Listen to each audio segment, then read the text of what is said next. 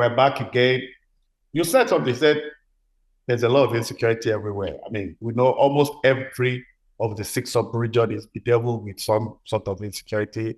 We know the problem with the Southeast, the South, yeah, maybe not like before, but there's still a lot of oil bunkering going on, which is the question I'm really going to ask now, Now, we can't meet up our OPEC quota. We all know that the federal government controls the security apparatus of the country.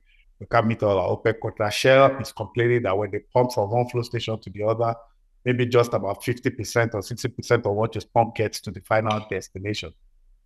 Now, we're speaking institution and we're saying all this, we're going around in circles.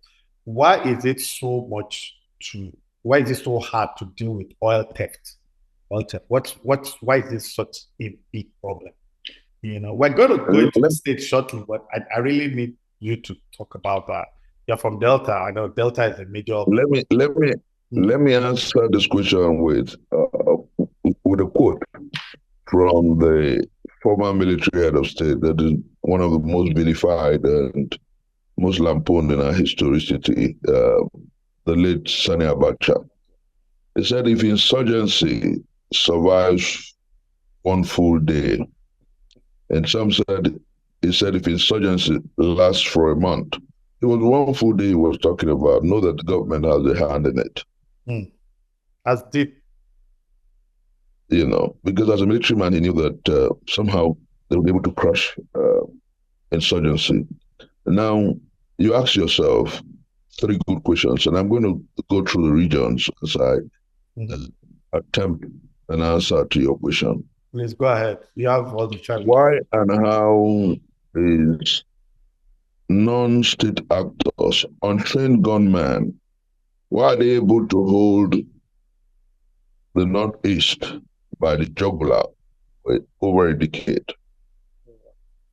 Why is it impossible for the armed forces of the Federal Republic of Nigeria to take care of it like ISIL was handled in Iraq? Why is it impossible for the federal government of Nigeria to take care of it like the gendarmes of Cameroon have handled it? Why is it impossible for the armed forces of the Federal Republic of Nigeria to handle it like the people in Chad have done? And its simple answer is elements in the armed forces are making profit from insurgency.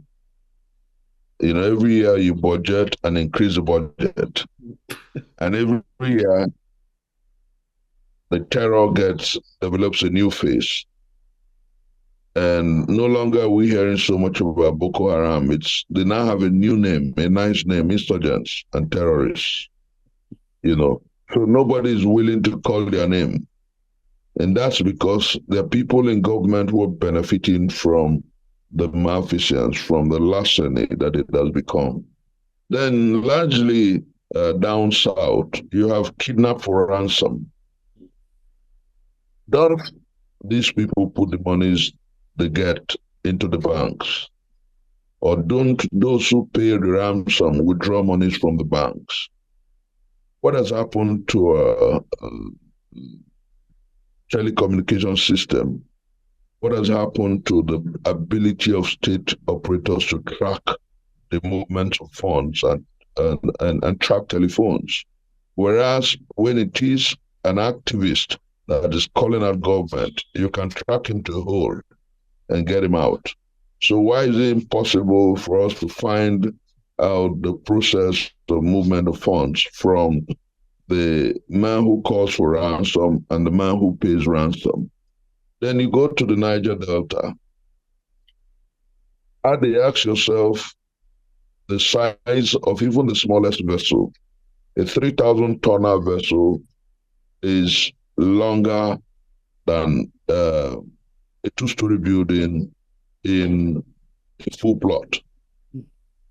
How does it go into the territorial waters, pick up crude oil, and disappear? And no one sees it. How does a full tanker, a 2 million barrel tonner, which takes about 6 days to load using the biggest pumps, how does it load crude oil for 6 days before he leaves, and nobody sees it. Nobody knows when he leaves. Nobody has documents about when it arrived, when it loaded, and where it was headed. You see, the simple answer is that those who steal this crude oil are part of government. They have their hands and they have their eyes in government. So until we're able to tell ourselves the truth, Adi, I'm not one of those who would stay here and lie to you or romanticize these facts. If government and those who have their eyes and their hands in government, if government and their apparatchiks are not responsible for this, it will not continue. I was happy when one of the former ministers of petroleum boldly said that these baking centers, these cooking centers where people refine petroleum products locally, these small outfits that have been burnt by the Navy and the likes, that all of them put together do not take up to 100 barrels of crude oil in a day. So how do you lose as much as 100,000 barrels of crude oil and you say you do not know those who are stealing them? It is simply that of the phraseology defines that childhood who were growing up, the boy phraseology that we grew up with. The witch cried last night, the child dies this morning, and you're wondering who killed the child. We all know who is responsible for this larceny. So government should stop gaslighting us. And then interestingly, Cantita owner from Polo was bold enough to say that most times they have traced largely, and you remember a few months ago there was a back and forth between Cantita and the Navy. He said that most of these big vessels come in with Navy covering. Most of them, they are not able to stop them because they come accompanied by gunboats. And the gunboats stay around and they load and they go, And so it's basically about what happens at the level of leadership. The day those who pretend this country wake up to the reality of the monumental damage that we've done to our country, maybe that day survival would have come in the horizon. Because, Adi, it's so bad. It's so bad what happens across our country. It's so bad when you hear some testimonies about policemen being responsible for giving out information to kidnappers. When you find out that, remember that young boy who decimated at several tons the Boko Haramists in the north, Colonel Abu Ali. Abu Ali, I remember. Yeah. Remember how he passed? True. Was sabotaged twice before he finally died. True. That boy fought believing that Nigeria is something that we should die for. And I believe that Nigeria deserves patriots. And that's why every so often I remember him. I remember Daredevil, the woman who gave her life so that Ebola could be contained. We have quite a lot of patriots who have come and gone, and we still have some on our horizon. And I believe that Nigeria is remediable. But one of the first things we must learn to do is borrow that. The same way we borrow so many things from different parts of the world, let's borrow something beautiful. Let's begin to name and shame these people. Let's begin to name and shame the man who's in charge of the Navy in the Niger Delta, who's unable to contain oil theft. Let's begin to name and shame the police commissioner in a state ravaged by kidnapping. Let's begin to name and shame the man in charge of the joint task force in Maiduguri who perhaps is unable to contain terror, but the army and the DSS are effective in hounding and harassing activists who have come out to say no to bad governance. Let's begin to name and shame those who are around Mr. President who are able to advise him correctly. And let's begin to name and shame the president when he does wrong. Let us name and shame the governors when they are not doing right. Let us name and shame the local government chairman who is not doing well. When we begin to develop this, knowing that the office of a citizen of a country is the highest office. It is. Not the office of a president. Because power devolves on the people. If the people do not give you power, you do not have any power. Let us begin to uplift and upgrade the office of a citizen. And let us collectively begin to demand that leadership becomes responsible and responsive to the people. I agree with you absolutely, 1,000,000%.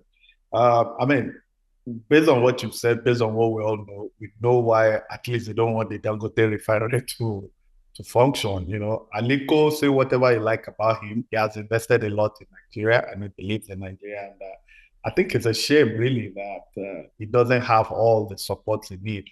Everybody knew when they started building the refinery. Anyway, that's not why we're here.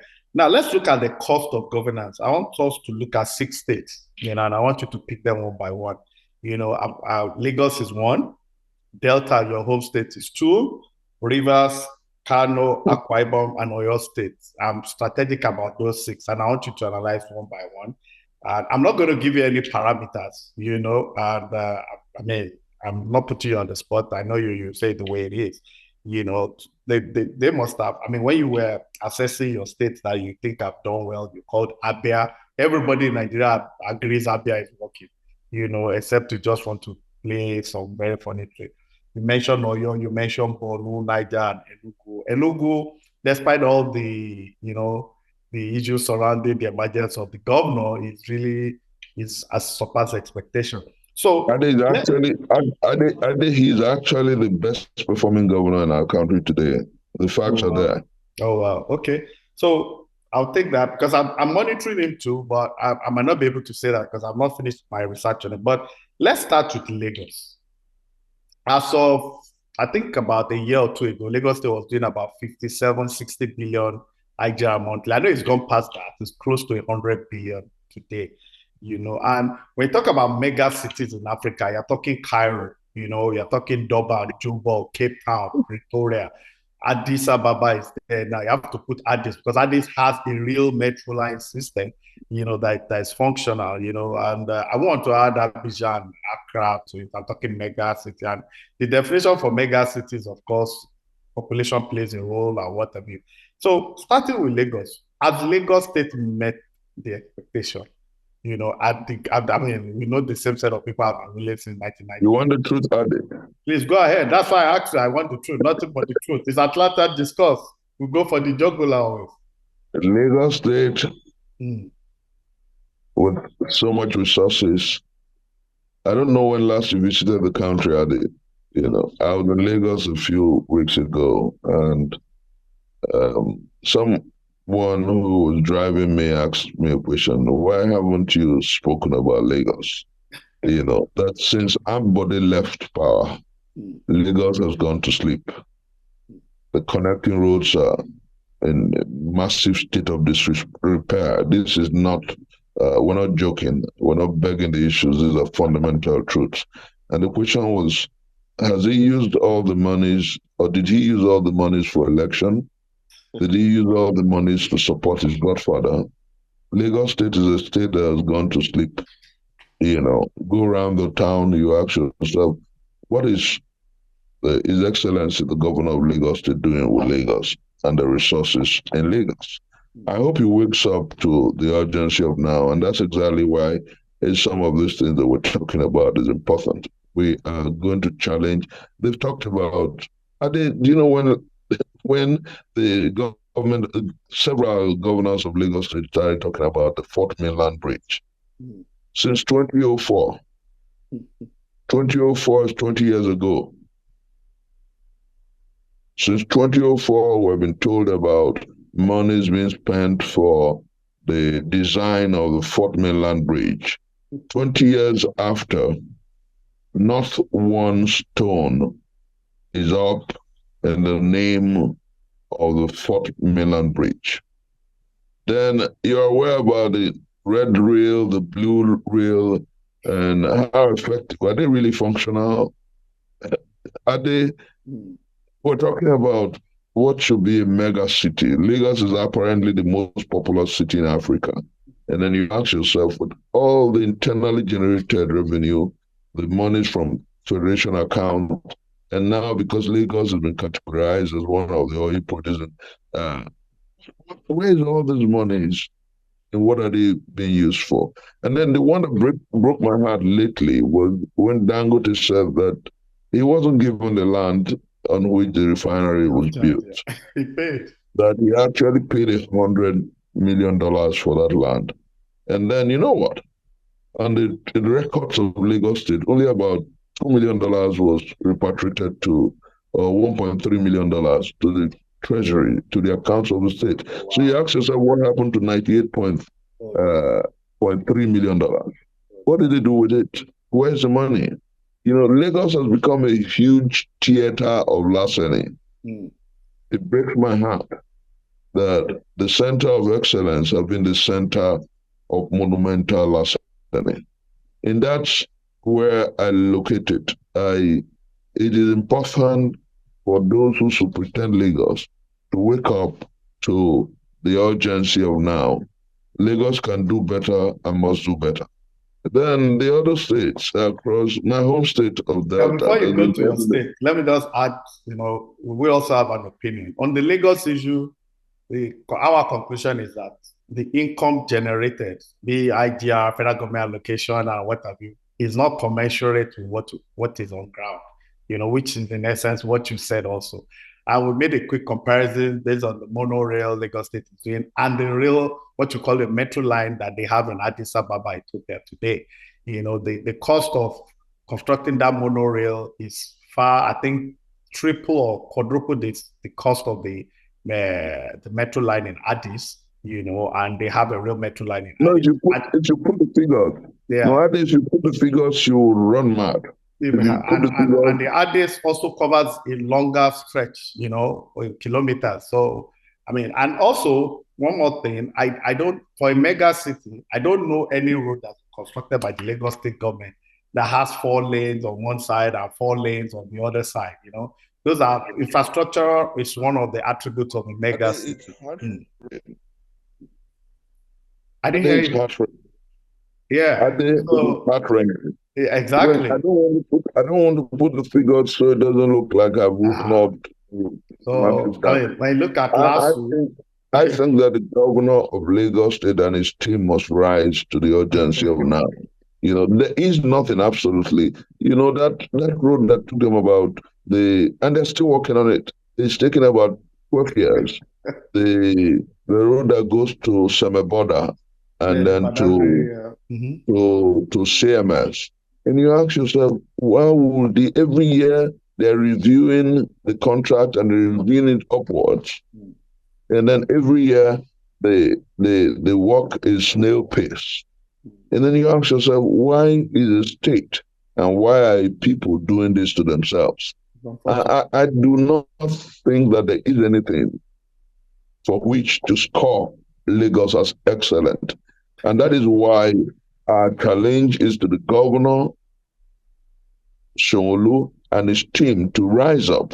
Because sooner rather than later, we're going to debunk all the falsehoods. That's why we're waking up and putting the searchlight on the stage. We're going to debunk all the falsehoods that they throw up in the press. You know, they tell us they're doing this for what? At what cost? You talked about the metro line.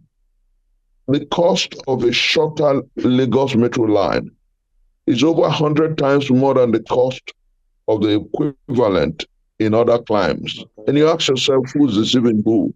So I do not want, I think that what we're trying to do is a teaser for the 36 state governors to rise up, to live true to what they say on paper, Nobody is going to be a fool. No, we live in an age where you cannot continue to gaslight the people. Somebody ever asked me, what if they refuse to open their books? And I said, in this age, with the Freedom of Information Bill, and with these young experts all around who have access to the internet, who can get you in premium time whatever information you want, stop deceiving yourself. We'll get every information we want, and we shall put proper details before the Nigerian people and ask them to judge and to name and to shame. This is what we're about. This is where we're headed. We must call leadership to responsible and responsive action. It's about time. It's about time. I mean, I'm sure a lot of this money is my home state of Delta. Yeah. My home state of Delta. Yeah, well, so before we go to Delta, based on what you said, much money, the bulk of those and money, little or nothing to show. Okay, let's go to Delta. Let's go to Delta. Because I know in the Southwest, there was a time some states were tarring a kilometer of road for #1 billion and all that. But anyway, let's leave that so that we can go to other states. What's happening in Delta? Let's assess Delta. Let's do... I pray that the present leadership of my home state of Delta understands what we're about. I pray that they understand that we're going to call them out when they do wrong. And I pray that they understand that nobody is going to look at the billions of naira that comes to the states without commensurate development. I pray that they understand that we all know the true value of flyovers and roads, and we are going to call them out, knowing fully well that so much resources comes to my home state, and that government is doing very little in that state. And we're keeping our watch. We're looking at them, and we will be true to what we have promised the Nigerian people. We will call government and governance to responsible and responsive action. So far, there's very little to be proud of about my home state. And with all the 30% derivation, so much resources. And if you compute the figures, I asked a friend who is in government in Delta, if you compute the figures, you will cry. If you compute the figures and juxtapose it with what you have on ground, you will wonder why leadership is grossly insensitive to the needs of the people. But I did, like I said, well, putting our figures together, we're putting the details together, and we shall give the media sooner rather than later with a full scale reportage on what happens, and let the people call out these leaders. Let the people name and shame these leaders. Yeah. Before we go to Rivers, who do you think has been the most outstanding governor for Delta State since it was created? What do I think is the most outstanding governor for Delta State since the creation? I'll surprise you. A few set of people have said it was the governor who is today. I don't know whether he's been pardoned, an ex-convict, General Sani Abacha. Some would say he's the one. But because I have a fetish for education, because I look around and see in the Delta's tapestry, one governor who has built several institutions of learning, more institutions of learning than most states have, in 8 years. I would say that Governor Ifeanyi Okowa is the standout governor, not because he's from the Delta North, but because across the Delta space, you see polytechnics and you see universities, and they're well-funded schools, research centers, and they're doing well. And you will find out that he was a governor who did quite a lot in across the Delta space. So perhaps someone else will say, oh, when Ibori was governor, he wasn't receiving as much as, not even as much as half of what Okowa was getting monthly. But I will tell you, Ade, that across the states of the country, over the past 10 years, state governments have been getting far more. But you also know that the rate of inflation over the past 10 years have been benumbing and befuddling. So it is not so much about the size of the resources, it's about what the money can buy, and what the money can achieve. 10 years ago, you could buy a bag of rice in Nigeria for less than 15,000. Today, it's about between 80 and 100,000. So I still maintain that subjected to forensic, the best governor that Delta State has had is Ifeanyi Okowa. Before we go to Rivers, I think we both agree that the best governor for Lagos State of all time is Jakonde. long ago, yes, Jakonde. Yeah. Within in recent times, 1990 date, Ambode, not Fashola. And he did only 4 years. Ambode by far. Interesting. Okay, let's go to Rivers. So, what's happening in Rivers State?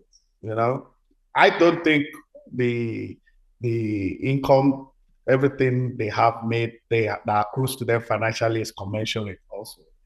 No, we saw a governor who is presently the minister of the FCT, who would commission a 100-meter road on national TV and spend almost as much as half the money he used in fixing the road on advertising the road. So we had misplaced priorities, and yes, it was a major drama under His Excellency Nyesom Wike. Now we have a governor who's struggling to win the hearts of his people. So apparently he knows he has to do better and do much more work. So I think Rivers is waking up to the urgency and the reality of now. I think Fubarai understands that power truly devolves from the people and power belongs to the people. And so he's doing his best to win the people. I hope he succeeds at that. And I hope that he rises up to the urgency of now, because we aren't going to be about what you say on paper. We're going to subject it to extensive forensic. Interestingly, Ade, you won't believe it, that with us in this movement is one of the best forensic experts in Nigeria. He ranks amongst the first 5 forensic experts in our country. He's involved with us. We have people who have volunteered to work with us, ensuring that we're effectively, not only on paper, but effectively colored leadership. All right. So, best governor of Rivers State, 1990, in your opinion? Most outstanding. Let me say best. I think Fubara has a fantastic opportunity to come. Fubara just started. So I'm just saying he has a fantastic opportunity. I hope he continues and does much more better than he's doing today. But by and large, I think he's still the man who started with this democratic watch. Peter Odili. I'm agree to a large extent. Let's go to Kano. What's happening in Kano? 44 local governments. Jigawa was created out of Kano. Kano has more local government than the commercial city of the north. The city that we proudly called some of those the city of the pyramids of granite and sesame. What's happening? The city that gave us quite a lot of textile mills like Kaduna did. Kano has managed to have relatively responsible governors. You remember the Kwakwanso era. You remember the Shekarao watch. Kano largely has been able to, until the man that goes by the alias Gandola came and turned government to a trading center in Kano. He lowered the bar that was the margin and the bar that was set by the governors before him. And then I hear that the new governor is doing his best to try to reposition the state. So I hope Yusuf does better. But the only problem he has is that Yusuf has a penchant for, my choice of word, for revanchism. He's increasingly, I'll pay you back for the things you did to my master or my godfather. And so in governance, he's trying to totally destroy whatever's known of uh, his predecessor. And I don't think it's beautiful. I don't think it's wonderful. So I will urge and nudge him to concentrate on governance and to make Kano better than he met it. I know. I hope so. I know. I mean, but who's your most outstanding from 1990 to date? The most outstanding. I think you're trying to box me here. No. I mean, I've been asking. I just picked 6 states, and we're just on the 4th one. And I have a few governors who did well. okay, I go don't ahead. know. I know Donald Duke was spectacular. No, I'm saying in Kano, for Kano. Oh, in Kano, the most outstanding was Shekarao. Okay. That's good. Okay, let's go to Akwa Ibom. I mean, Akwa Ibom, it's civil service for seeing a lot by no doubt, the most outstanding is the governor who just left. What's that his name? Who got them an airline that is running? What's that his name? The immediate past governor of Udom Emmanuel, yes. I think Udom Emmanuel. I like what they did with the Ibom airline. It's an income generating venture, and Udom is outstanding. Udom left Akwa Ibom, like the present governor would say, left Akwa Ibom running effectively. And that's why nobody's calling him out. That's why nobody's talking about taking a petition against him to the EFCC. He left a fantastically working state. A man who's today the Senate president, who called himself an uncommon governor, has his case still at the EFCC. So these are fundamental issues. I think that Udom Emmanuel remains, by every gauge of imagination, the best governor to have governed Akwa Ibom since 1999. Okay, we're in Oyo State now. I mean, Seyi Makinde has been 4 years. He's just one second term. Seyi Makinde. Yeah, for Oyo State. Yeah, Seyi Makinde. I think I agree with you. I think I agree. Seyi is turning the story of Oyo State right around.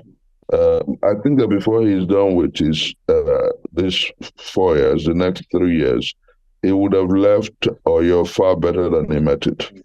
That's true. I agree. I think he's someone that prepared for the governorship. That's why I don't agree. He set out from the first day. He set out.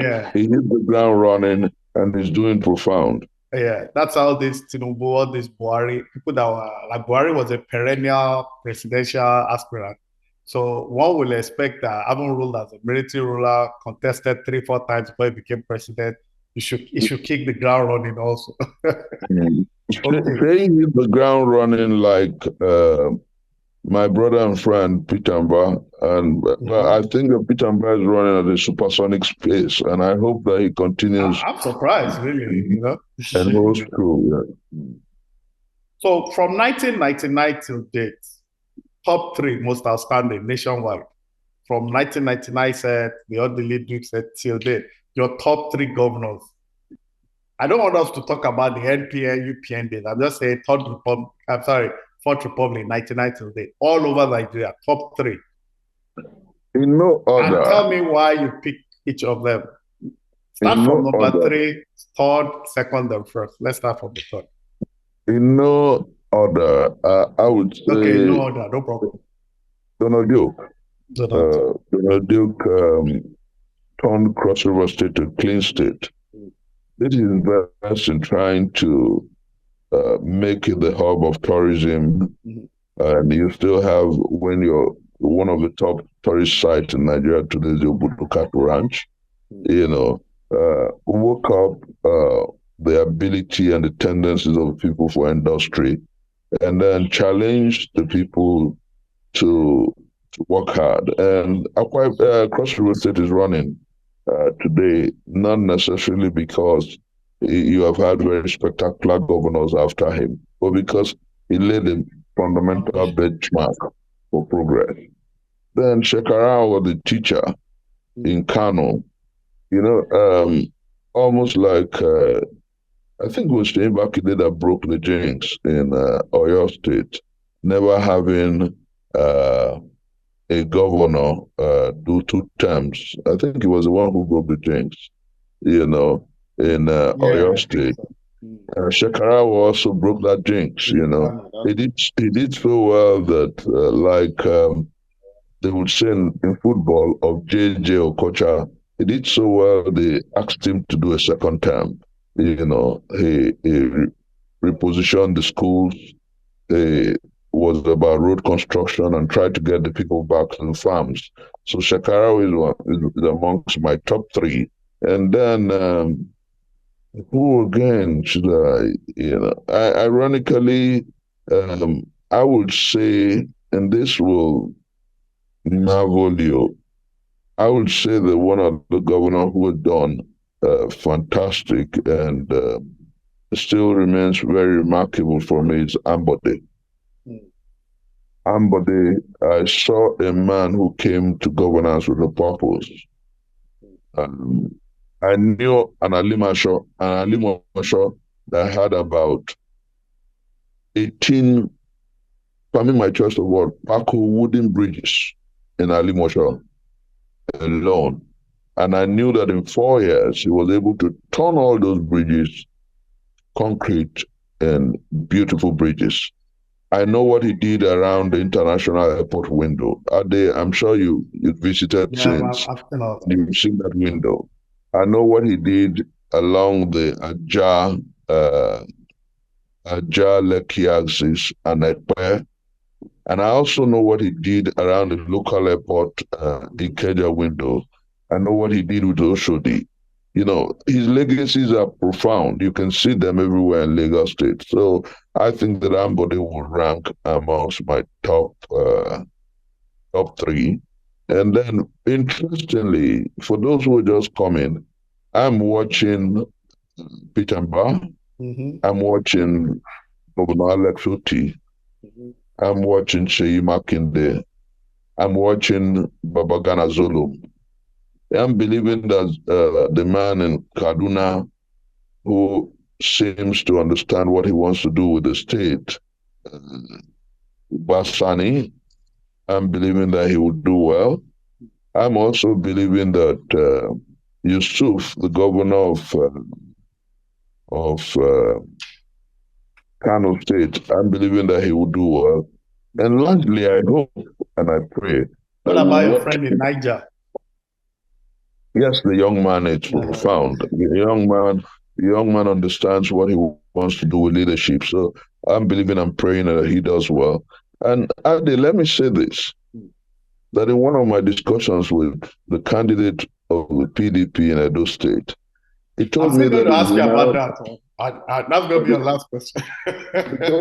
He told me that if we have 13, 14 governors who are doing profoundly well across our country, that ultimately they'll be able to challenge the other governors to perform well. And ultimately we'll have a country that works for all. And I agree with him, because you will have people that their citizens, the indigenous of the state, can point at and say, why are you not doing what Alex Oti, like people are challenging Soludo and saying that they want an Anambra state that works like Abia State. And then we'll have a few governors that people can point at and challenge their own governors to be like. And then ultimately, as such, and our walk to a new republic would have begun.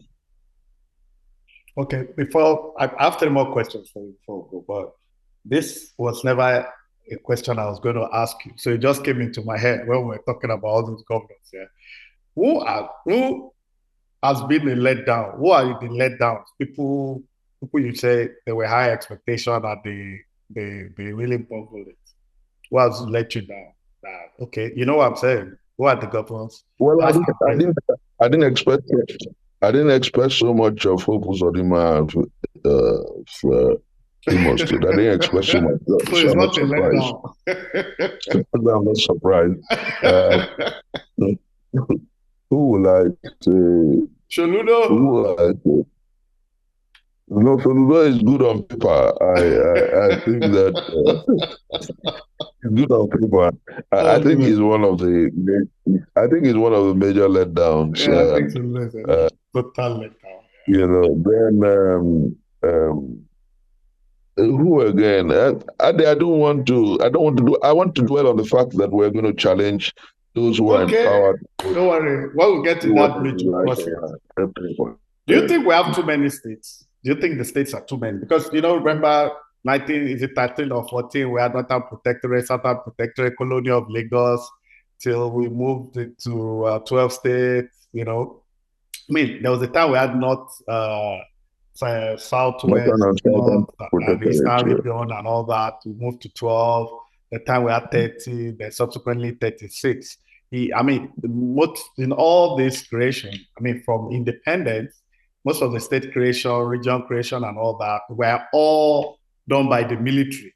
It was almost a political thing at that time. Look at Kano State, for example. Jigawa was created out of Kano. Jigawa, I think, still has 27 local government, Kano 44. Or is it Jigawa has 37? I'm not sure. I know it's 27 or 37. So do you think the states are too many, or, what do you think?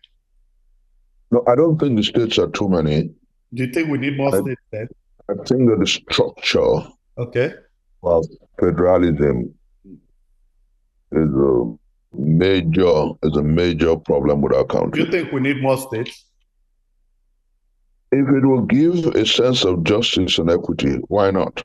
But what we need more importantly is the devolution of power, resource control, and true fiscal federalism. Every region of this country has so much wealth, Adi. Excuse me. So much wealth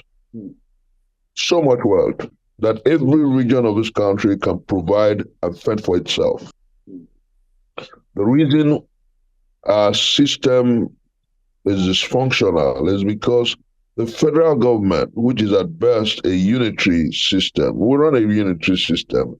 At the end of every month, state governors go to Abuja to collect money from the center, when in actual fact, every federalism devolves power from bottom to the top. What this country needs is a return to its independence constitution, at best the Republican Constitution. This country must devolve power to its component segments, units. That way we can see the return of the pyramids of granite. We can see the return of the wealth of cocoa. We can see the return of wealth from palm produce. We can see the Southeast blossom again. We can see the Southwest blossom again. I didn't remember that long before we were born, the Southwest, the former Western region, had telephone and television long before the state, television precisely long before the state of France, the country called France. Too. Before Belgium. Long before Northern Ireland, they had television. And then long ago, they had a high-rise building called the Cocoa Building in Ibadan. So much wealth. The Premier Hotel, the Liberty Stadium, these were wealth. These were infrastructures built from wealth from cocoa. Do you know how wealthy cocoa can make a nation? I think the Côte d'Ivoire thrives basically on export of cocoa. But as you and I talk, the cocoa fields have gone dry because rather than invest in this great wealth, state governments and governors would rather come to Abuja every month. In the Republican Constitution, we had state controlling 50% of their resources, paying 30 to the federation account for the running of the federal government, and 20 to a dedicated account for to help in times of emergency, more for a common pool to support each other. If we return to that wealth, you find out that Ebonyi State will sustain itself from its wealth, salt, rice, and the mineral resources necessary for the making of cement, limestone. You find out that every state in this country is blessed by God. And the greatest wealth created by God is the human resources. Absolutely. So what do you need? You need to drive the states. Look at Singapore. Look at several other countries. You ask yourself, what is the wealth that they have? So South Korea has two of the biggest refineries in the world. They do not have oil. It is leadership with foresight. What we need in this country is a system that works. Restructure Nigeria, devolve power to the company. And for what reason should the federal government be involved in the supplies of newspaper to a school in my hometown in Delta State? For what reason should the federal government be involved in the supply of computers to Federal Government College in Ijaniki? I was in my hometown of Ibuzo a few weeks ago, and I asked them, what should the federal government be doing here, paying a laborer in a secondary school? That is because this system encourages corruption. And what we must do as a people is to ask Mr. President to begin quickly with the restructuring of this country. And interestingly, that was what the patriots took to him a few weeks ago. When we do that, you find out that, okay, yeah, for equity, I think it is necessary, I think it's necessary for equity that you have the same number of states in each of the zones.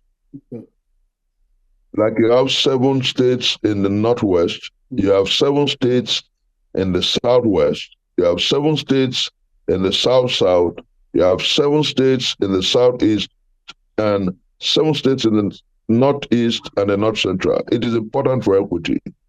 Then, what is the most important is that you devolve power to the component regions and let them generate their resources, let them have the latitude to explore and exploit their wealth. And you have comparative challenge, and you ultimately will have the states doing better than they are doing today. And let every state contribute 30% for the upkeep of the federal government and 20% to a dedicated account to support each other in times of emergency. When you do that, Ade, you find out that you will have a country that works. As it stands, Nigeria is grossly dysfunctional. As it stands, the levers of government are basically unwieldy and so cannot run smoothly. As it stands, every successive government will be considered worse than the one before it because every Nigerian is much more informed and will judge the government in place harshly. That's exactly what is happening.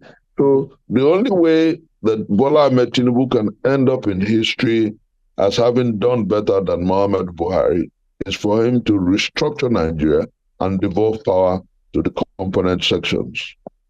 I think he knows that, and I seriously suspect that that's what he's going to do at the end of the day, because things are battered almost beyond repairs. And, Anyway, having said all that, what role at the State House of Assembly, the 774 local government playing in your new initiative? Are you going to look at those? I mean, to the best of my knowledge, I do not know any State House of Assembly in all the 36 states that is independent, that is functional. I don't know what they do, They just say they screen people. Like the National Assembly, the National Assembly. No, the National Assembly has it's the rubber stamp, but I wouldn't even say yes, man. Yeah, but the National Assembly still shows some gravitas. They pretend to be doing something. The state governments, the state houses of assembly are beggarly appendages of the executive.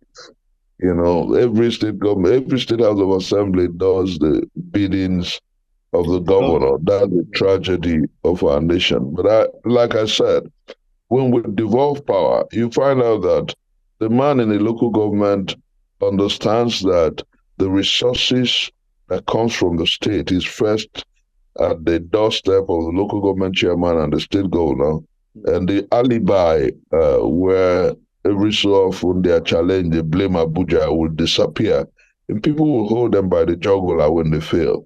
So the only way to get these people responsible and responsive, basically, apart from the new narrative and the new normative that we're introducing, which is the call out, the name and the shame normative, is to devolve power to the component regions, to the sub-national governments. And when you do that, the people will hold their governors responsible, they hold their local government chairman responsible, the councillors will hold the local government chairman responsible, and the state houses of assembly will live true to the provisions of the constitution.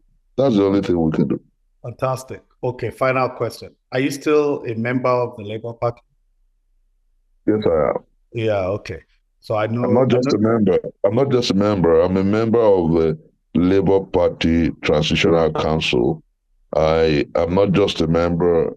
I consult for the leaders of so many of the trade unions, and so I am an integral part of what is happening in Labour Party, and I'm part of those who are working to reposition the party for greatness.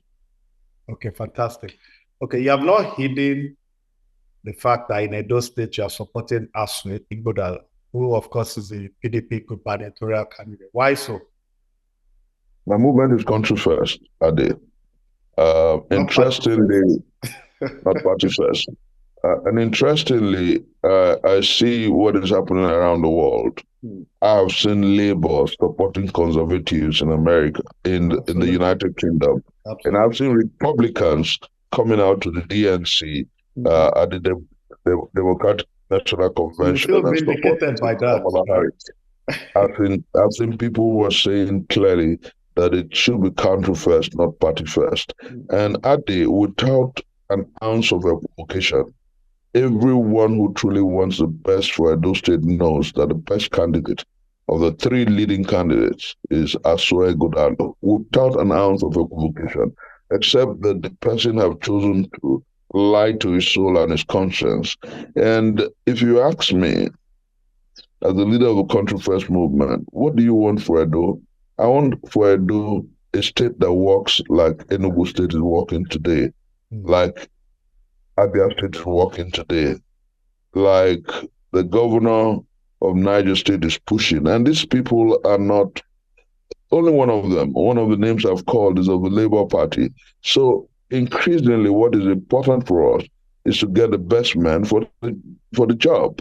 And I believe that Edo State would have become the vista of a new South-South if we have Asue Ighodalo as the governor of Edo State. So I am supporting Asue Ighodalo, and God willing, I'll be on ground before the election to help make his candidacy the candidacy to beat and to ensure that he wins the Edo State governorship, God willing, come September 21st, 2024. Okay. We have interviewed two of the gubernatorial candidates, so we want to interview Asue too. So please tell him where you know how to reach me.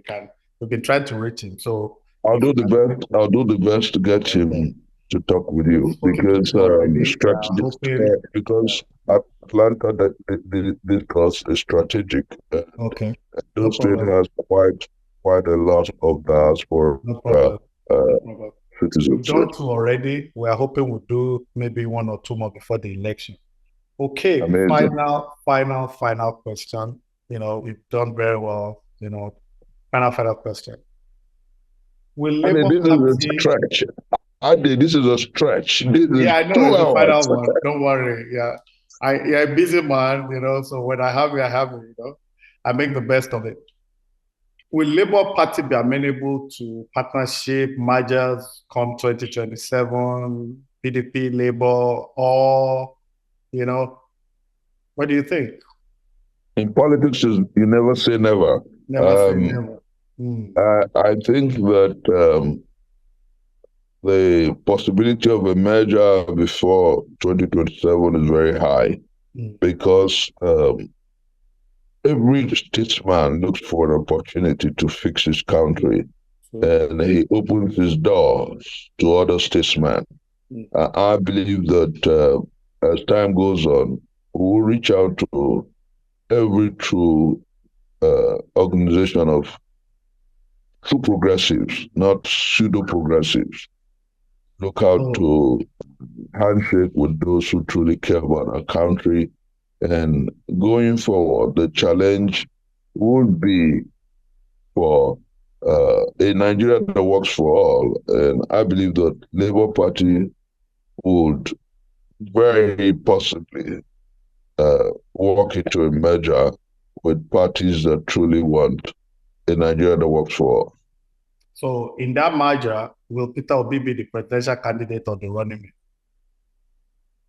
It's too early in the day to determine okay. who will wear the cap.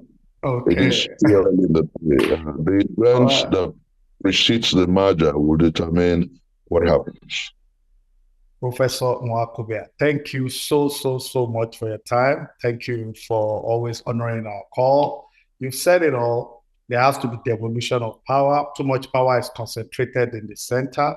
Nigeria needs to work. Things are battered almost beyond repair, but it doesn't take too much to recalibrate and get the machinery of state working, and it's going to get worse for the next leader if some things are not put in shape. But the truth also is that we have suffered from failure of leadership. We do not have the political will to get things done. Some of these things are not rocket science, and buying a presidential jet, building a new house for people, all those things are just a waste of money. I mean, considering that the people are going through a lot. So Nigeria has suffered the failure of leadership. And I'm happy that you want to take more look at the states. I wish you good luck. We'll support you in any way we can. The states are not doing anything. Yes, we'll praise some governors, but the cost, the money that is accruing to them, the internally generated revenue, the federal government fact monthly allocation, what we see on ground is not commensurate. Some of them just pay salaries and get out of the country. Some don't even pay the salaries at all, So it is what it is, but we hope that this won't be forever. Nothing lasts forever. And the people should also rise to the challenge.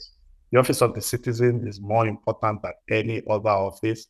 The people of Nigeria, the citizens are not really doing much. There's been a lot of application of responsibility from the religious leaders to even students and almost every starter. The intelligentsia majorly have abdicated. That's why ASU is always going cap in hand to beg every 1 year, every 6 months. So, Prof, thank you once again. Thank you all our viewers. Thank you all the 7 continents of the world. Thank you our subscribers. Thank you for your loyalty. Take care. It's a wrap. See you next week. Bye. God bless Nigeria. God bless Nigeria.